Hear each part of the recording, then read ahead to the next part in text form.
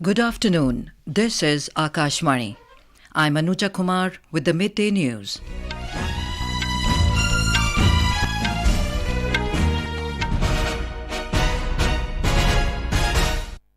The headlines. RBI keeps repo rate unchanged at 6.5%, commits to remain focused on withdrawal of accommodation to tame inflation and support growth. Government forms Inter-Ministerial Central Team to assess damages caused in Sikkim due to flash floods, approves release of disaster assistance of around 45 crore rupees to flood-affected state. 7 killed after major fire breaks out at a 7-storey residential building in Mumbai. Union Commerce and Industry Minister Piyush Goyal says growing partnership between India and the UAE offer tremendous opportunities for businesses on both sides. And at the Hangzhou Asian Games in China, India bagged bronze medals in Archery, Badminton and Sepaktakraw on day 13. Country's overall medals tally reaches 89. And now the news in detail. The Reserve Bank of India Governor Shaktikant Das-led Monetary Policy Committee (MPC) has decided unanimously to keep the policy repo rate unchanged at 6.5%.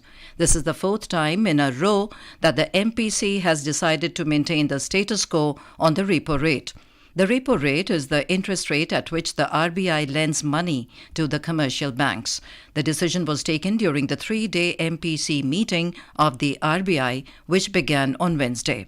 Announcing the bi-monthly monetary policy today, the RBI governor said the decision was taken after a detailed assessment of the evolving macroeconomic and financial developments and the outlook.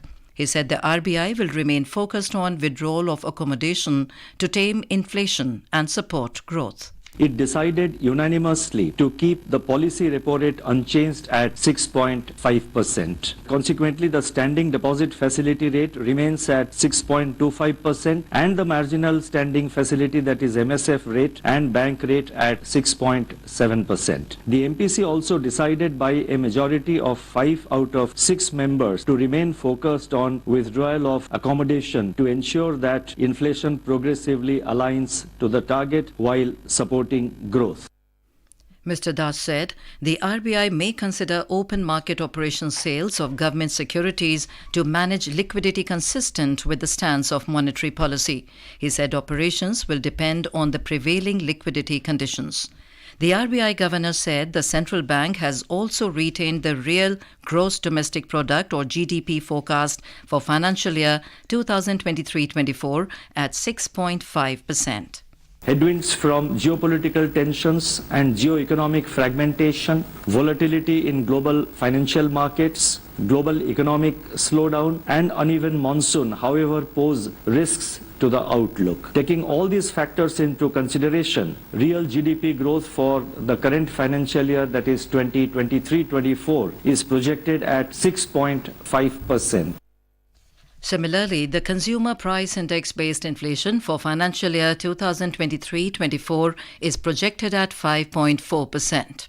As evident from our survey, there is further progress in anchoring of inflation expectations, which entered single-digit zone for the first time since COVID-19 pandemic, and the numbers are given in the footnote. While near-term inflation is expected to soften on the back of vegetable price correction, especially in tomatoes, and the reduction in LPG prices, the RBI said the headline inflation surged in July, driven by tomato and other vegetable prices. The statement added that it corrected partly in August and is expected to see further easing in September on the back of moderation in these prices. It further added that a silver lining amidst all these is declining core inflation, that is CPI excluding food and fuel. The RBI said that the MPC remains highly alert and prepared to undertake timely policy measures as may be necessary in order to align inflation to the target and anchor inflation expectations. The government has also constituted an Inter-Ministerial Central Team to make an assessment of damages caused due to flash floods. The Union Home Ministry said the team will visit the affected areas of the state, Sikkim, shortly, and based on its assessment, further additional central assistance to Sikkim will be approved. The situation in Sikkim is being closely monitored by the central government at the highest level around the clock. The centre also approved the release of around 45 crore rupees disaster assistance to the flood-affected Sikkim. The amount is the central share from the State Disaster Response Fund to the state for the year 2023-24. The move is aimed at helping the state in providing relief measures to the affected people. The centre said it is also providing full support to the Sikkim government by mobilizing timely logistical assistance to deal with the situation effectively.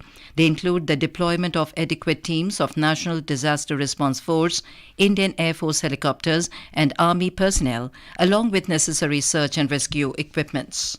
Cloudburst and flash floods in Sikkim on Wednesday led to a sudden surge in flows in the Teesta River, which washed away several bridges, parts of NH10, the Chungthang Dam, and impacted several towns and infrastructure projects in the state.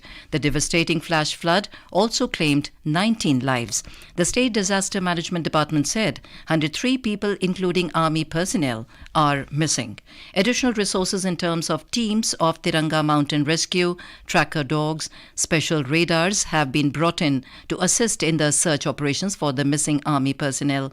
The Army is providing assistance in terms of food, medical aid and extending communication facility to civilians and tourists stranded in North Sikkim. In Assam, massive waterlogging due to incessant rainfall has thrown life out of gear at many areas in Guwahati city. Heavy rainfall in the past couple of days caused massive problems for the city dwellers. Several areas of Guwahati, including Anil Nagar, Nabin Nagar, Zoo Road, are witnessing flood-like situation. Vehicular movement is disrupted in Guwahati city due to waterlogging. In Mumbai, 7 persons, including 2 minors, lost their lives after a major fire broke out at a 7-storey residential building in the Mumbai suburb of Goregaon in the early hours today. Our correspondent has the details. 51 people were rescued by the fire brigade from the building. 40 persons among them are admitted in hospitals, including 5 who are reported to be critical. Maharashtra Chief Minister Eknath Shinde has expressed condolences over the unfortunate incident. Eknath Shinde has announced an aid of ₹5 lakh each to the families of those who have lost their lives. He added that the state government will bear the expense of the treatment of the injured. As per officials, the fire broke out in one of the vehicles that had been parked in the state parking area of the building and later spread to other parts of the building. Prarthana, Akashvani News, Mumbai. The Prime Minister has expressed grief over the incident. He announced an ex-gratia of 2 lakh rupees from Prime Minister's National Relief Fund to the next of kin of each deceased. The injured would be given 50,000 rupees.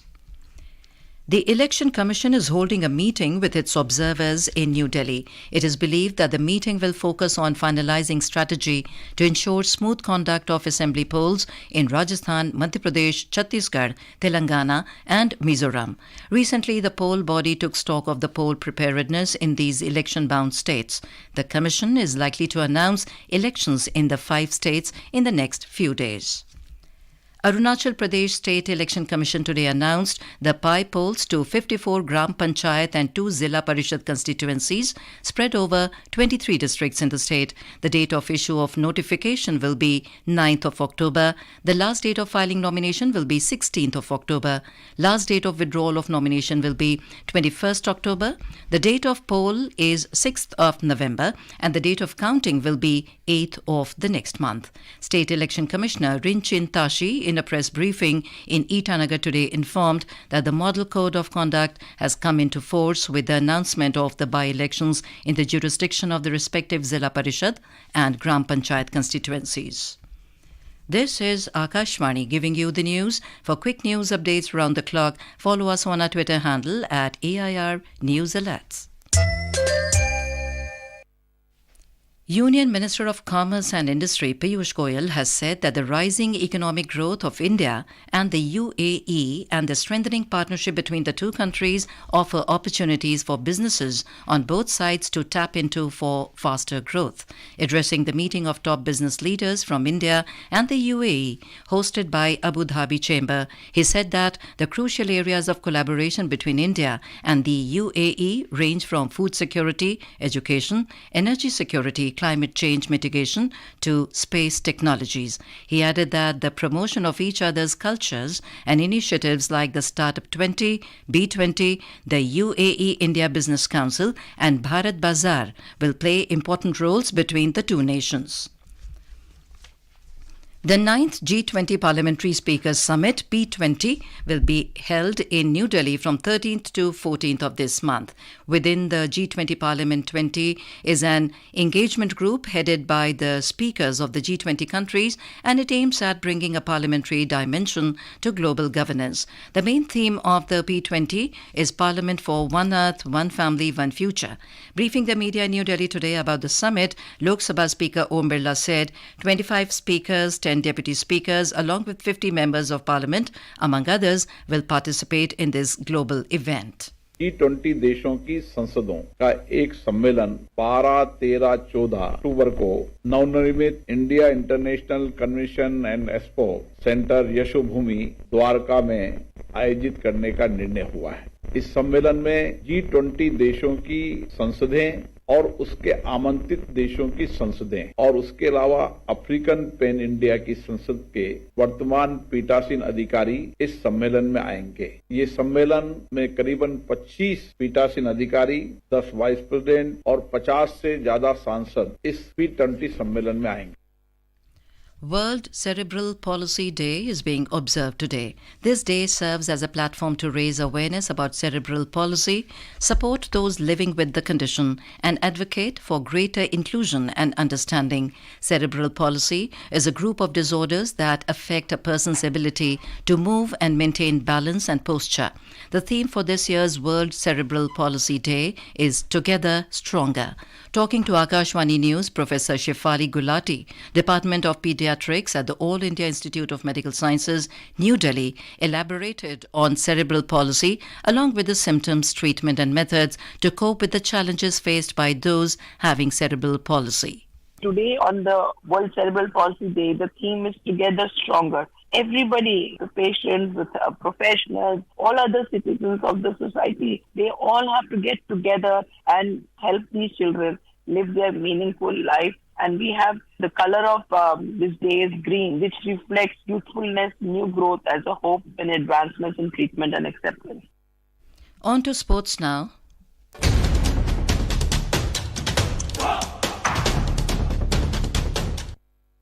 At the Asian Games in China, India on day 13 bagged 3 bronze medals in archery, badminton and Sepaktakraw at Hangzhou today. With this, India has so far amassed a total of 89 medals, including 21 gold, 32 silver and 36 bronze.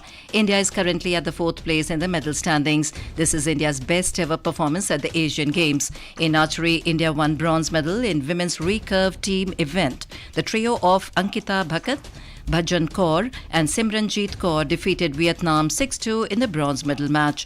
In badminton, H.S. Pranoy settled for a bronze medal after losing to China's Li Shifeng in the semi-final. Indian pair of Chirag Shetty and Satwik Sairaj Ranki Reddy will be in action in the men's doubles semi-finals this evening. In Sepaktakraw, the Indian women's team clinched its first ever bronze after losing against Thailand in the regular semi-final. In men's cricket, India stormed into final after thrashing Bangladesh by 9 wickets. In women's kabaddi, India entered the final with comprehensive win over Nepal. Indian men's kabaddi team also entered the final after thrashing Pakistan in semi-final. In hockey, the Indian men's team will take on Japan in the gold medal match in the evening. In cricket, Pakistan were 15 for no loss in 3 overs against the Netherlands in their opening match of Men's ODI World Cup in Hyderabad. Earlier, the Netherlands won the toss and opted to bowl. And now, before we end the bulletin, the headlines once again. RBI keeps repo rate unchanged at 6.5%, commits to remain focused on withdrawal of accommodation to tame inflation and support growth. Government forms Inter-Ministerial Central Team to assess damages caused in Sikkim due to flash floods. 7 killed after major fire breaks out at a 7-storey residential building in Mumbai. Union Commerce and Industry Minister Piyush Goyal says growing partnership between India and UAE offer tremendous opportunities for businesses on both sides. At the Hangzhou Asian Games in China, India bagged bronze medals in archery, badminton and Sepaktakraw on day 13. Country's overall medals tally reaches 89. And with that, we end the midday news.